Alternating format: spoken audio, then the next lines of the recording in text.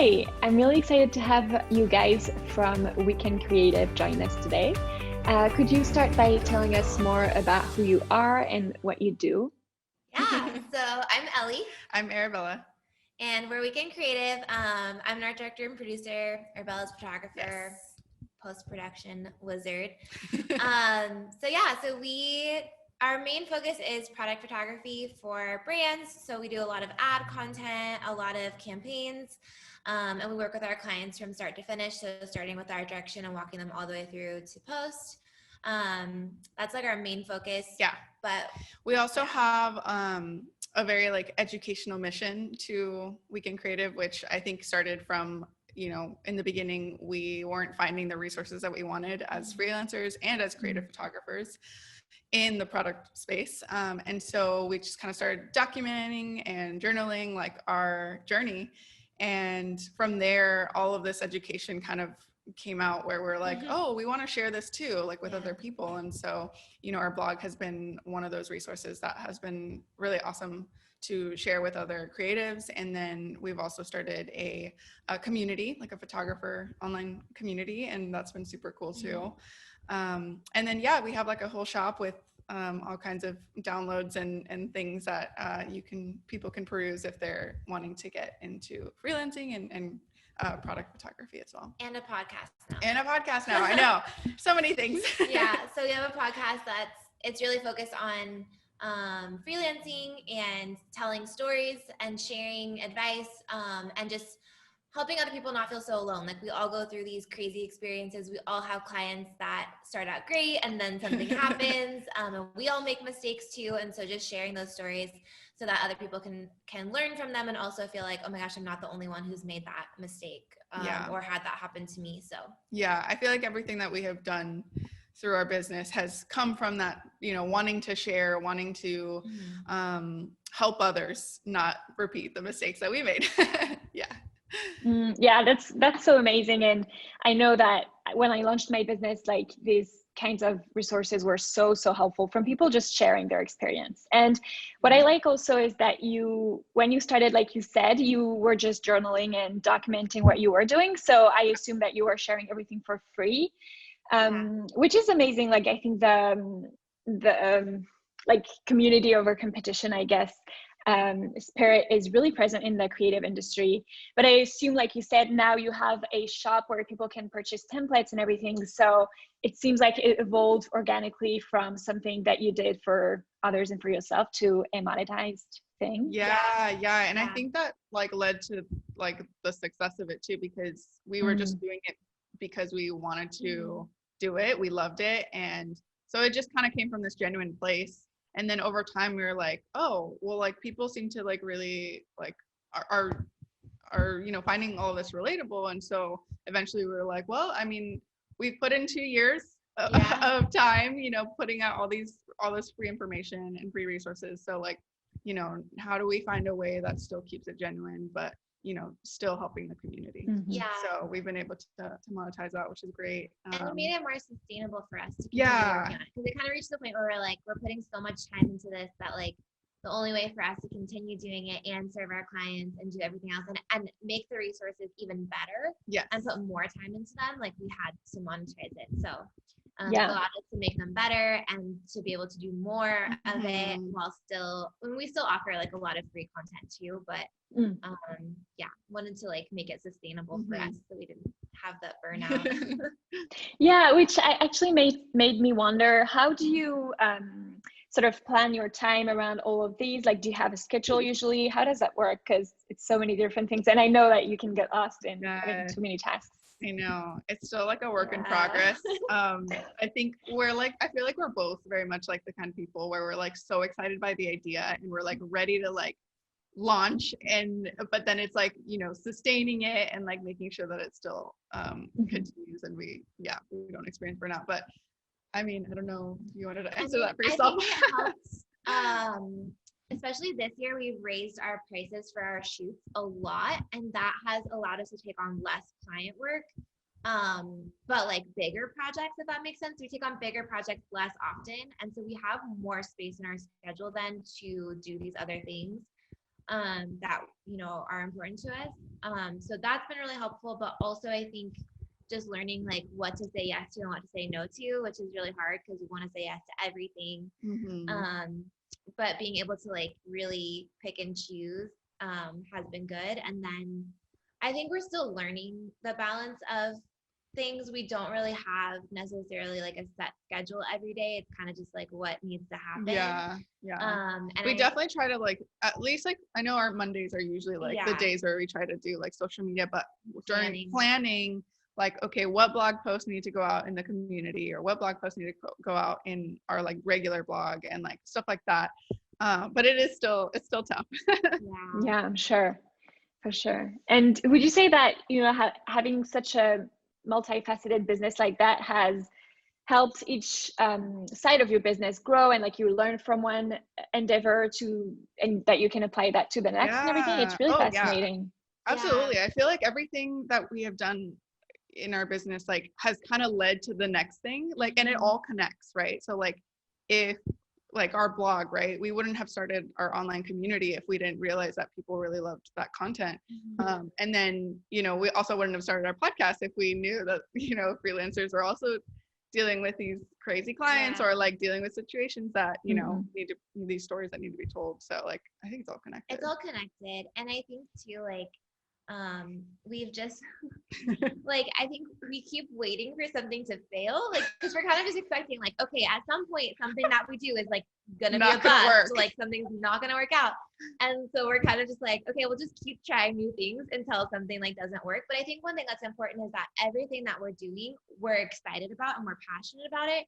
I think especially right now, as a lot of people are pivoting their businesses and a lot of people are adding things like education or and that's all great. But if you're not excited about it, then that's not the thing for you to be doing. Yeah. Or if you feel pressured to do it, that's probably not the right way. Look at your business and see like, what am I actually excited about? What can I offer that's like different from what other people are doing? And that's going to be more successful than you doing something just because you feel like everyone's doing education right now, or everyone has a course right now.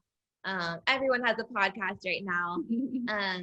I think looking for like what you're actually excited about will help. And I think that's why things that we've done have worked out, because we've been excited about all of them. So we have the energy to put into it. And I think it comes through in what we're doing, that like, we're excited about that. And there's other things that we have said no to because like we were not excited about it, and it wasn't the right fit for us. So yeah, for sure. And it's funny because I like to ask sometimes, like, can you share a failure or something that didn't work out? And it seems like what you said is like usually things have worked out for you, but do you have any early in our business? So. We're still very early in the business. I mean, there's definitely been, I feel like there's like little failures, like there's little moments of failures. But I mean, there's like stuff that like we go through, like, for example, like us moving to this new space, like our old space, like it was great for our first space, but like we dealt with so much like stuff that like with our landlord and like all the stuff that like, that was like sucky. And that was kind of like a failure in a way, because we were like dealing with that, and that's, sometimes things don't go well. And so that then you figure out what's next or what's going to be better. And Yeah. I mean, I think there's a lot of things people don't see too, like that, all of the time that we spent on that kind of stuff, or even just like, there's been shoots where like we thought it was going to be great and it turned out really terrible, and nobody will see that work ever, So like there's failures that I think are like very like hidden that, nobody will see. People see the highlight reel on Instagram and that's kind of why the podcast is like was born too, because we're like, oh, well, here we can share some of the failures, some of the things that like maybe like we missed, red flags that we decided to just like, ignore or whatever. And, stuff happened. And so, there's definitely failures there. It's not like everything's been perfect. I think we just keep being like when we launched the podcast, we're like, okay, maybe this will be the thing that like nobody will listen to it, or you kind of keep waiting for that thing where it's like, you put a lot of effort into it and it just doesn't work out at all. But I think that's like a very common thing with creatives. Like you're like you're nervous about something and you're just like, nobody's going to like it. Nobody's going to relate to it or whatever. And yeah, I mean, we still have like imposter syndrome or like things like that, you know, where we're like, yeah, there's definitely failures. Something also that I wanted to ask before I ask a few more questions about the podcast is you launched a course recently, and like it seemed like so much work went into it. Like I can't imagine doing that. How do you stay motivated on projects where you're not sure how it's going to be received and everything? I mean, I think again, like doing it because you're excited about it and because you know that people are going to benefit from it, not necessarily doing it for the money, which is kind of hard when you are investing. Like we did invest money into that course because we hired someone a videographer and a team to like help us put it together because we wanted it to look really professional. So it is hard because it is a risk in a way, you know, but I think too, like once we had already built an audience before. So we've already like provided so much free content like we were talking about. We've already shown our worth and like, you know, in the educational space. And I think that's kind of what led to us feeling like good about, well, one, we were excited, but two, we knew that this was something that they've been asking for or that our community has been asking for. So we felt confident in that, you know, people would actually buy it. And we did like both of the courses that we have done, we've based it off of things that people have asked us a lot. So we're like, okay, people really want to learn this and this is going to be the best format for us to teach it. Like for our last one, it was set design, and we get asked all the time. Every time we post a photo where I have shapes cut out or anything like that, or even just like, you know, how do you like make your backgrounds? How do you paint things? It's like a constant question. And so we're like, okay, people like, this is something that will be helpful for people. People actually want to know this. And so they will purchase it because they've been asking for it, you know? Yeah. Always listen to your community and kind of see what they're asking. Which leads me to my next question about the podcast that you launched last year per our last email, which is a podcast where freelancers share their stories about clients. And if you've ever worked for yourself, you can definitely relate to so many stories. So when you launched that, weren't you a bit scared that maybe clients would see you in a slightly different way if they ever listened to it? Yeah, we're nervous. You know, it's something that's like, it's in the back of our heads. We're always like, oh, well, hopefully, you know, hopefully they don't look at us in a different way. But I mean, most of the time, like those clients are probably not clients we're working with anymore.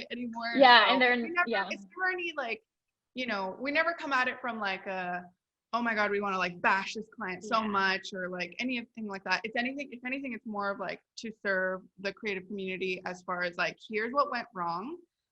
Either the client side or maybe we made the mistake or whatever, and here's how we are learning from it. You know what I mean? So it's more of just like yes, it's about the client, but it's more about the situation and like how we can learn from it. If we ever talk about a client, it's like almost always someone that we're not working with anymore. Yeah. You know, and I think maybe we have said like a couple of things, but about like current situations, but for the most part, it's like people that we will not work with again. And so it's like, I think it's more safe in that sense too. But we also, I mean, we always try to never share information. Like we're never going to share a name of a client or anything like that. Sometimes we wish we could, but we just can't. And we've also been like, there was one episode that we did have a lawyer review because we were really nervous about putting it out because of some things that were in it. And so we had a lawyer listen to it and be like, hey, are we going to get in trouble for this? Like, could we get sued for this?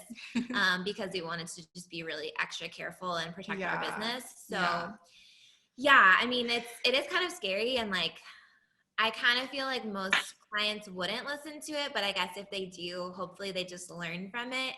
Sure. Yeah. And, you know, we're also like, we're clients of other people too, right? We outsource a lot of work. And so, or like internal things. And so we are other people's clients too. So I think it's also good for us to like talk about and learn and like, you know, we're not perfect clients either. And I'm sure that, you know, those people that have worked with us like would probably have things to say about us. And so that's okay. Like we can all like learn together and grow together. It doesn't have to be like so negative. Yeah. And I think also with that too, like, I don't know. I like to think that we're a little rebellious in the sense that we like to push the edge a little bit. Yeah. And I think like sharing these stories is important because, how else are we going to learn? And For sure. even if it might be a little crazy, a little like you might be scared, but I feel like it's just for the good for everybody. I think for the community to just like know that, they're not alone, or that, those experiences that they've gone through are not singular, it happens to all of us. And there's a sense of community in that that we've all gone through some bad stuff. Yeah. So. So now I really want to talk about 2020 and how this year maybe changed your business. So back in March, when we all realized that the year was going to be really different, what did you do? Did you freak out? Did you put anything into place? And how did that unfold for you? Yeah, I mean, we definitely freaked out. I feel like it was kind of nerve-wracking. All of a sudden, we were like home and, on Google Meet, like, for a few weeks.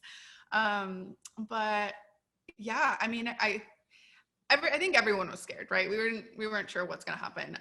But I think because of what we're in and the space that we're in, as far as product photography, ended up surprisingly like being something that, I don't know, just like everyone was home. So they're like, I need to get my online shop set up. I need to now like divert from like, in-store to online. And so I think that's where our business just kind of like grew because of that. But also photographers weren't able to shoot, right? Like portrait, wedding, all this other stuff. So I think a lot of them were kind of like pivoting and thinking like, okay, what's another, I mean, I'm in the photography space, but what else can I do? And so I think a lot of them were going into, reaching out to us, doing consultation calls with us, coaching just kind of exploded because they were wanting to learn, product photography, because what else are they going to do?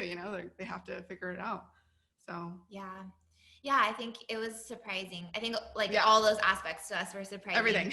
Because the first couple weeks of the pandemic, our inquiries pretty much stopped. Yes. Like nobody was reaching out. And we were like, okay, like our clients hadn't canceled, but like they could cancel. And we were kind of just like, okay, like we'll just see how this goes. And thankfully, and this is something that I would really recommend to anyone, we had enough money saved in our account that we could pay 3 months rent, no problem. We could continue paying ourselves.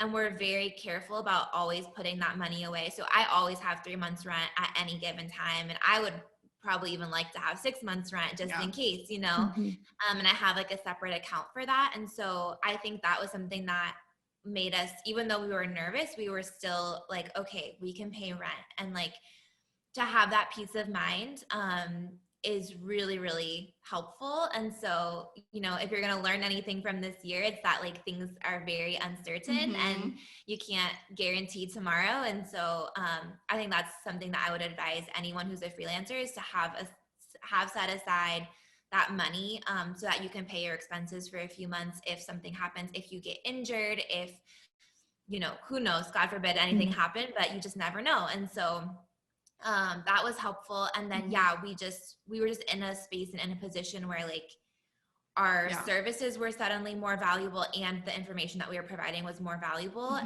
And it also felt really good to be able to like help other photographers who were trying to learn something new in this like really weird time. Like we were able to offer that support to them. And so I'm really glad that we had our coaching set up and we were able to do that.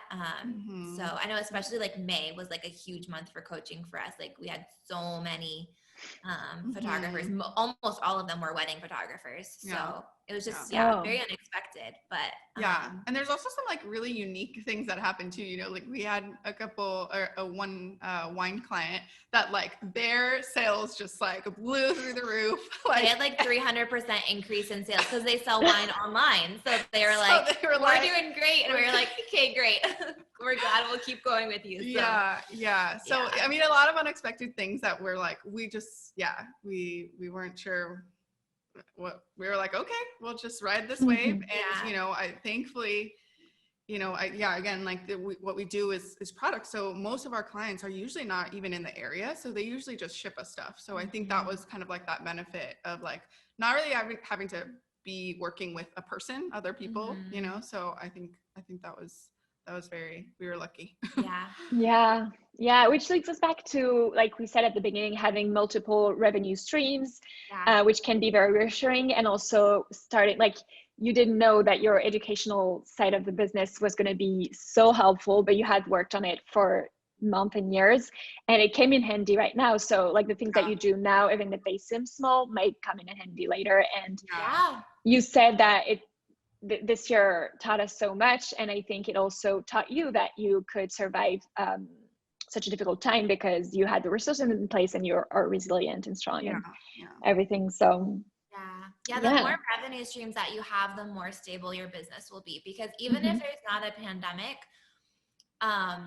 freelancing is always up and down. It always goes in waves. You're always going to have times where you have like a ton of clients and then all of a sudden it will drop off. Like, it's just, it's going to be up and down. You can never guarantee when you're going to have client work. And so if you can find other streams of revenue, like the more diversified you are, you'll just have that stability, which will be great. And it also allows you to say no to projects that you don't want to take on, which is a great position to be in. So yes, it's definitely something that I would say most small businesses and freelancers strive to, is being able to be picky in their choice of clients. So I want to know, you guys really offer a comprehensive list of services in your expertise, but you're also really specific in your style. You have a really memorable style, and you're also trendsetters in your industry, I believe. Thank you. That's so nice. No, it's true. And I want to know, how do you manage to both be a bit ahead of the trends, stand out in your style, but also offer something that clients will want to buy right now? I mean, I don't know. I guess we don't really think that hard about it. Like, it's kind of just like we look at every project as its own. And like, yes, the client is coming to us hopefully for our style, and hopefully like they want what we've done in the past. But we also try to look at each project like based off of the client and like what their needs are and what will work for them, as well as like infusing our style into it, if that makes sense. And I think we're open to like our style changing. Like, even if you look at our work from a couple of years ago, it's very different than what we do now. And I think we're kind of open to like always evolving and not being stuck in something. But I think we just, like, when we get a project, I'm not really trying to think like, okay, how can I make this like trendy? It's more like, what will work best for this project, and then I guess maybe that just like comes out, the trendiness or the like currentness hopefully like comes out as we're working. Because every project that we take on, like, it's really like kind of like a marriage, right? It's like a partnership. You're creative partners and you're working with, so like every project that we take on, it's like it's going to be so unique from the next one. And like, we actually talked about this in the podcast before. Doki was mentioning something about being like style agnostic, which I love that term, because I think it's like, it's our style, but we're like adapting based on the project that we take on and based on the client, and I mean, it's definitely, and I think also just like wanting to be like original. I think always creating original work, that's really important is super important to us. Like, never really, I know Ellie does a really great job of like being inspired, but like coming up with very original concepts when it comes to her art direction. So I wrote a blog post about it recently on our blog, but also like I just hosted a MW live this week, and I really loved the like analogy that the guy that I was hosting, his name is Mark, and his company is The Made Shop, and he's like, well, they do all sorts of things, but it was focused on graphic design. And so he was talking about it as a recipe, right? So he was like, when you're first starting out, you think that you can just design without inspiration, or you like lean too heavily in inspiration. It's like one or the other. And he's like, it's humility to say like, I do need some inspiration. I do need to like look to other people in order to like start this project. And so you create your mood board, but really what you're doing is you're creating a recipe. So you're pulling little ingredients from each of these things. And so like you look at the photos that you've pulled and you name what it is that is inspiring. So maybe it's the colors, or maybe it's the typography, or maybe it's, one the shapes. The shape. And you're creating a recipe, and then you're going to create your own dish that has its own flavor that's unique from you know, all of these images, but you've pulled ingredients from them. So maybe you have sugar from this one and you have, you know, flour from this other one, and curate your own really recipe. Analogy. Yeah, which I really like that analogy, because I think that's what we're always striving to do is like, yes, like of course you do need to show visuals to your client and you do need to have visuals in place to like get that inspiration, but like you're not copying those. How can you do this in your own way, if that makes sense? Where it's like, if somebody looked at your work, they wouldn't even necessarily be able to trace where that inspiration came from. But that's always the goal, right? So yeah, I love that answer, and the analogy is very nice. And I was thinking also, maybe, do you think that the fact that you're two people who kind of joined forces helps you have a richer style and like backgrounds and inspirations? I mean, I think so, because I think we bounce off each other. You know, if we're developing ideas, like we'll kind of like both do that together sometimes. And I think whenever we do that, the ideas are stronger. Yeah, especially like if you get stuck, it's really nice to have someone else to be like, hey, like, I don't know where to go with this. Like, what can we do? So yeah. And we have very, very similar styles. So I feel like it's just really nice. Like we like, I mean, for sure. I mean, even the lighting style that we like to use, like we love it and we like to infuse it in like everything. But I mean, it does help to have somebody who like, you have like the same style, because otherwise. Or even if you're doubting, if you're like, does this even look good? I don't know, like this is gonna look bad. And then the other person can be like, no, it's like, it looks fine. And you're like, okay, I'm gonna be good. Because you know, you always doubt yourself. So yeah, I think it's also just the fact of sometimes saying your idea out loud, it really gives you a different perspective on it. So yeah, that's true. Yeah, it's very nice. And I was thinking, is there like a dream project that you've worked on in 2020? I was really impressed by some of the project that you released recently. What did you prefer working on? I mean, I really love the work that we did for Blue Bottle. And I've been a fan of Blue Bottle for forever. Like I've drank their coffee for years and years. And so that was like definitely a dream partnership. And you know, they came to us, which is always the dream. And you know, they let us have a lot of creative freedom too. Like they definitely had like, you know, a specific style in mind and work of ours that they really liked. But they also let us, you know, play around a lot, which I really appreciated, and collaborating with a florist was really fun. So I really love that project too. I would say the same. And especially like all the ideas that came out, like there's a lot of like architecture and kind of like a mid-century kind of vibe to it that I loved. It felt like, you know, the sets that you created were little like cafes almost, you know. Well, I was inspired by their cafes. That's where all the inspiration came from, was like directly from, they sent a brand guide book, and a lot of that book was focused on the cafes and the architecture. And so that's where the inspiration came from, this interior design that they use in their cafes. I would also say that like the other project that we really loved, which was like completely different from what we normally do, which was our shoot for Camelback. And like, it was just nice to kind of like get outside, because, you know, most of our shoots end up being product and inside, and we're, you know, working on a smaller set. But this time we like worked with a whole family, and we went to like an Airstream camp, and like, it was just so cool. Like, it just felt like a really nice change of pace, like very refreshing to do something completely more lifestyle opposite than what we do. And they're just like, their company is like, they are like a dream client, where they are so kind and like so supportive and so easy to work with. So I mean, that was just like a great experience, even just like their company alone. But it was nice to like do something totally different and just be like, okay, let's like totally switch gears. So and again, I think the story of this moral story is like, you have to be excited about the work that you're doing, right? So like, we wouldn't have probably taken that on if we weren't like excited about it. And even though it's totally different from what we normally do, it still was cool to work with them, and it was a good experience. So it definitely looked very exciting. And I love that you mentioned that they were a dream client, because it feels like the more we grow as a company, the more we're going to work with people like that we love. Like you mentioned, you get to know what you're good at, what you love, the red flags and everything. How long ago did you start working creative exactly? 3 years. 3 years? Yeah. It was like a little over 3 years that we did our first like paid shoot before we were a company. And then we officially formed our company as an LLC January like 2018. Yes. So, but we were kind of doing some work before then. So. Yeah, and we'd been working before too, like, you know, at a magazine previously. Yeah. So we had already worked together. We've been working together for a lot longer than that. But yeah, but like the business kind of started in end of 2017, unofficially, and then officially.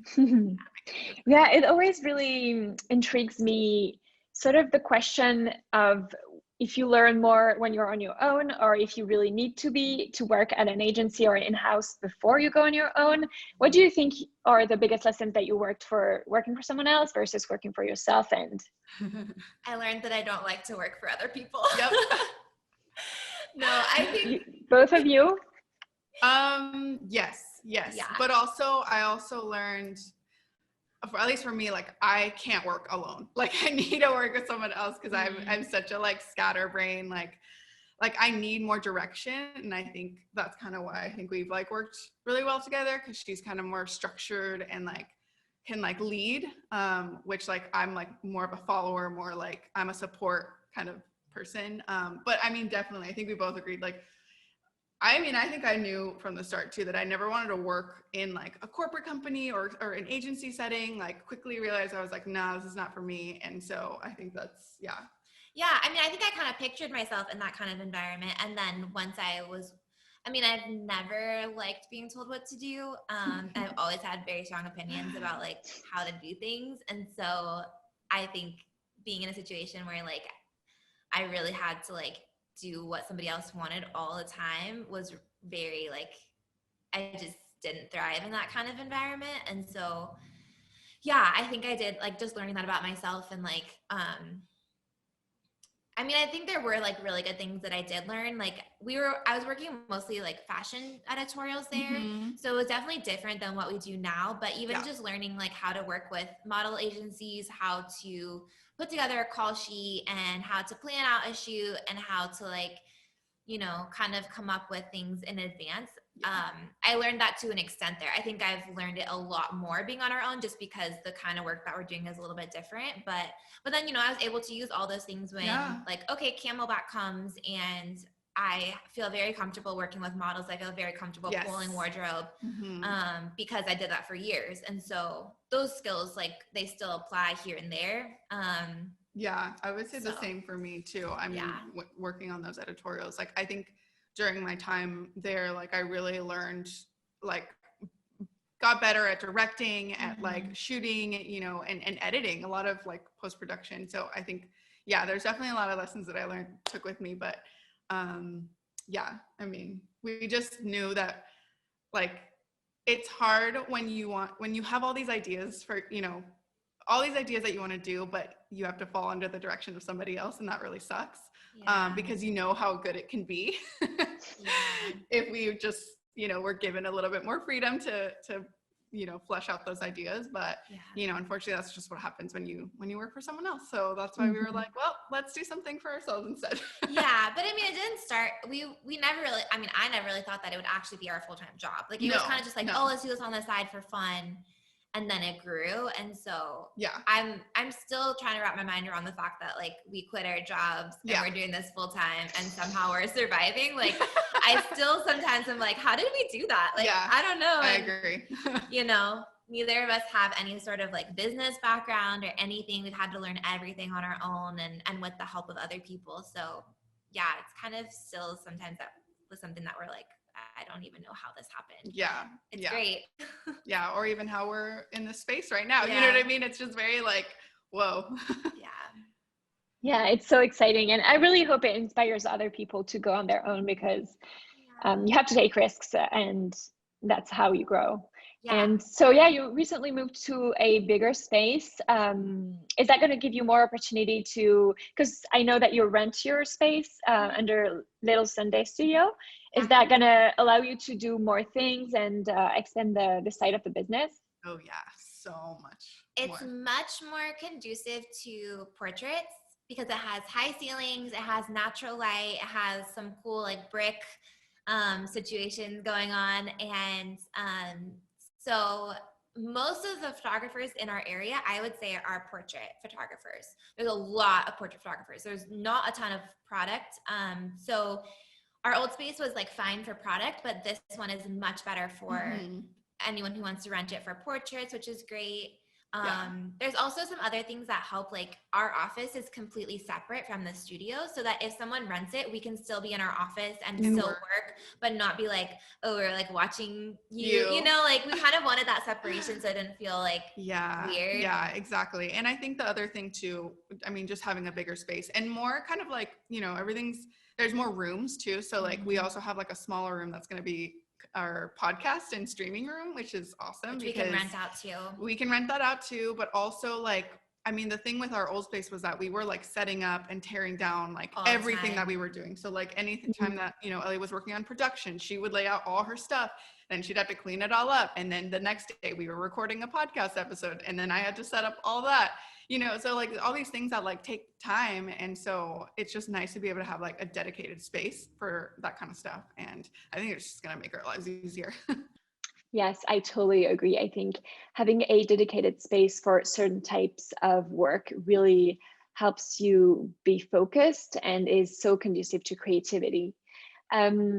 Okay, so finally, I would like to know, what did you learn in 2020 and what are you going to take and bring into next year and all the years ahead? Well, that's a big question.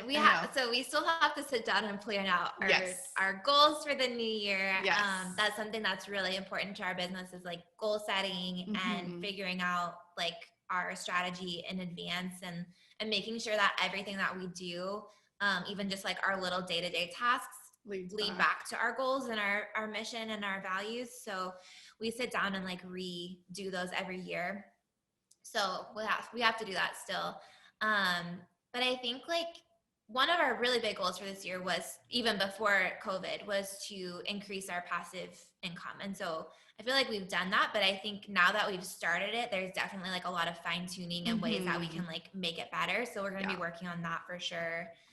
I'm trying to think of like what we've like really learned this year. I feel like this year has been such a blur that it's been hard to sit down and be like, okay, what have we actually learned?